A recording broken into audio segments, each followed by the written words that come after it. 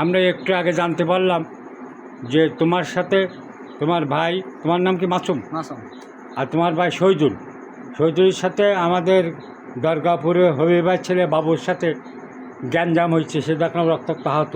এই ব্যাপারে তোমরা তারে কেন মারলে, কী ব্যাপার আমি জানতে চাই, ঘটনা কি?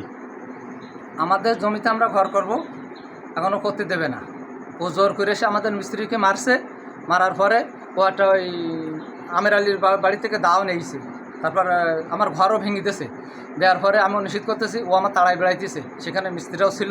ওর বললাম যে আমি পথ ওই পাশে দেবো, আমার ঘরের গা দিয়ে আমি পথ দেবো না। হ্যাঁ, পথ ওই পাশে দেবো, ও হবে না। ও জোর করে আমার ঘরটা ভেঙে দিয়েছে। দেওয়ার পরে ও দা নিয়ে তাড়া বেড়েছে। মানে বহুত লোকজন ছিল, মহিলারা ছিল, পুরুষ লোকজন ছিল, কাংসারও ছিল। ও তা পরে আমার হাত দিয়ে বাড়ি মেরেছে। পরে কোন জায়গায় বাড়ি মারছে?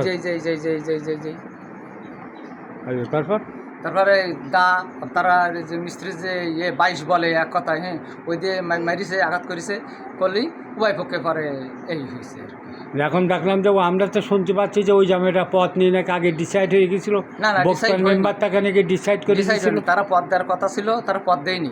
তারপরও আমরা বলেছি যে আমাদের পথ দেন, ওরা দেয়নি। আমি বলেছি আমার ঘরের গাদে পথ দেবো না, আমি পথ দেবো, আমাদের জমির ব্যবস্থা করবেন, প্লাস আমি পথ দেবো হচ্ছে ওই পাশটি, মানে পশ্চিম পাশ দিয়ে।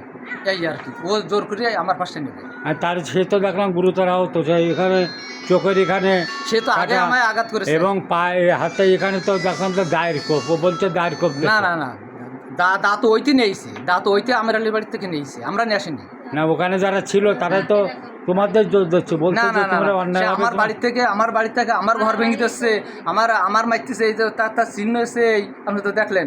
সে আমরা তো তাকে মারামারি করতে জানি, সে তো আমার বাড়ির ভিতরেই মারামারি। আচ্ছা, আহত যে হিসাবে হয়েছে সেই হিসাবে তো তোমার সামান্য দেখাচ্ছে ওখানে একটা গুঁতো লাগছে এরকম মনে হচ্ছে, কিন্তু তার যে এখানে চোখের এখানে কোপ, হাতের এখানে দেওয়ালের আঘাত লেগেছে, যে দেওয়ালের এখানে সোফাসুফি আছে, ওইখানে পড়ে গেছিল আঘাত। কিন্তু হাতে যে কোপটা দেখা যাচ্ছে পরিষ্কার কোপ দিচ্ছে, এবং ওখানে যারা ছিল কোপ দেয়নি, তারা বলছে দাঁড় কোপ দিচ্ছে। না, দা তো ওর কাছেই ছিল, দা ওর কাছেই ছিল। ওই কানসার কাছে শুনবে না, হামজা মামার কাছে শুনবে না। তাহলে ঘটনা হচ্ছে তোমরা যেখান থেকে পথ ও চাচ্ছে সেখান থেকে তোমরা দিবা নাই তো?